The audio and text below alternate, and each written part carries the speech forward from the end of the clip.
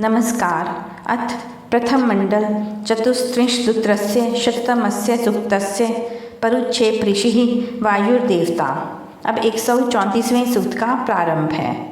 आ त्वा जुवो रारहाणा अभिप्रियो वायो वहन्तविः पूर्वपीतिये सोमस्य पूर्वपीतिये ऊर्ध्वा ते अनुसुनृता मनस्तिष्ठतु जानति न्युत्वता रथेना याहि दावने वायोमखस्य दावने। हे पवन के समान विद्वन, इस संसार में औषधि आदि पदार्थों के रस को पूर्व पिए हुए सज्जनों के समान पीने के लिए वेगवान छोड़ने वाले पवन आपको प्रीतिपूर्वक चारों ओर से पहुँचाएं।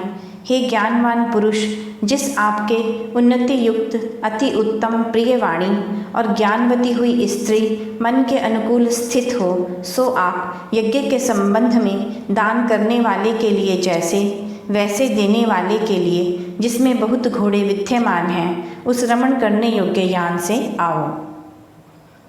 मंदन्तु त्वा मंदिनो वायव इंदवो अस्मत्क्राणासः सुकृता अभिध्वो गोभी क्राणा अभिध्वः यथ क्राणा ऋद्यै दक्षं सचंत ऊत्यः सध्रीचीना नियुतो दावने धिये उपब्रुवत इयं थेयः।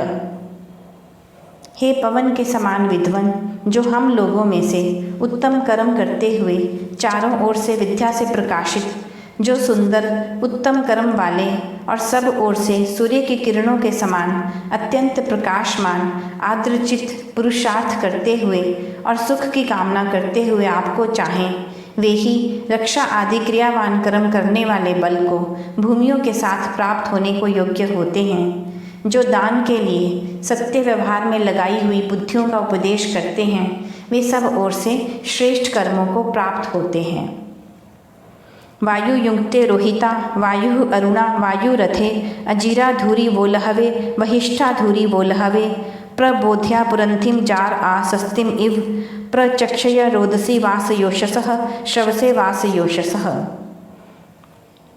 जो वायु सबके आधारभूत जगत में पदार्थों के पहुँचाने को श्रम में समर्थ देशांतर में पहुँचाने के लिए तरुण लाल तथा अरुण वर्ण वाले घोड़ों को रथ में जोड़ते हुए के समान अर्थात कला कौशल से प्रेरणा को प्राप्त हुआ उन पदार्थों का संबंध करता है, वैसे ही हे ध्वन, जैसे क्रूर पुरुष सोती हुई स्त्री को जगाता है, वैसे ही तुम भी मनुष्यों को भली भांति बोध कराओ।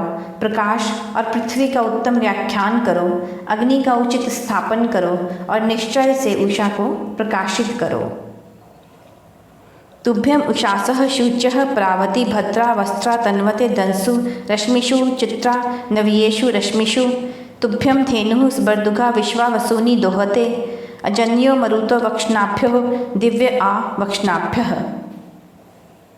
हे वायु, ये युक्त उषाएं तुम्हारे लिए दूर देशों में दर्शनीय नवीन किरणों पर अनेक प्रकार के कल्याणकारी वस्त्र रूपी आच्छादनों का विस्तार करती हैं तथा दूध रूपी अमृत को देने वाली गाय तुम्हारे लिए संपूर्ण दूध रूपी धनों को दुहती है, प्रदान करती है तथा न उत्पन्न होने वाले ये वायु नदियों से जल खींचकर अंतरिक्ष से पुनः नदियों को जल मिले, इसलिए जल का चारों ओर वृष्टि से फैलाव करते हैं।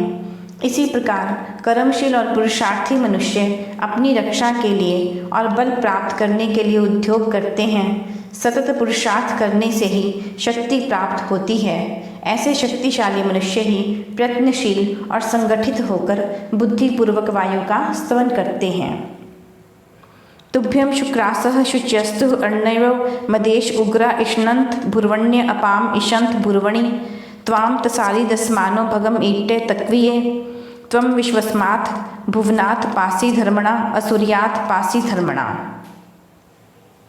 हे वायु, जो आप धर्म से दुष्टों से निज व्यवहार से रक्षा करते हो व धर्म के साथ समग्र संसार से रक्षा करते हो तथा आड़े तिरछे चलते हुए और शत्रुओं का संहार करते हुए आप जिसमें चोरों का संबंध नहीं, उस मार्ग में ऐश्वर्य की प्रशंसा करते उन आपको जो जल व कर्मों की धारणा करने वाले व्यवहार में चाहते हैं, वे पालना और पवित्रता करने वाले शुद्ध तीव्र जन आनंदों में व पालन पोषण करने वाले व्यवहार में जो आपके लिए इच्छा करें, तो आप भी उनकी रक्षा करो।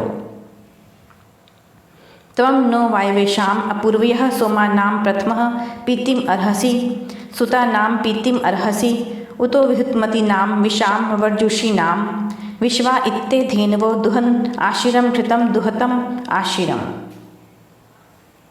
हे अपूर्व गुण वाले वायु, आप हमारे द्वारा उत्तम क्रिया से निकाले हुए सुख करने वाले सोम के समान बड़ी बड़ी औषधियों के रसों को सर्वप्रथम पीने के योग्य हो, तथा आप इन रसों के पीने के योग्य हों तो आपकी समस्त गौएं पोषण करने वाले कांति युक्त घी को दुहती और अच्छी प्रकार भोग्य करने वाले दुग्ध आदि पदार्थों को पूरा करती हैं, जिनमें विशेषता से होम करने वाला विचारशील मनुष्य विद्यमान है।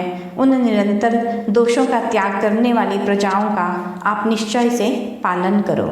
यह 134वां सूक्त समाप्त हुआ। अगले अंक में 135वां सूक्त प्रस्तुत करेंगे। नमस्कार।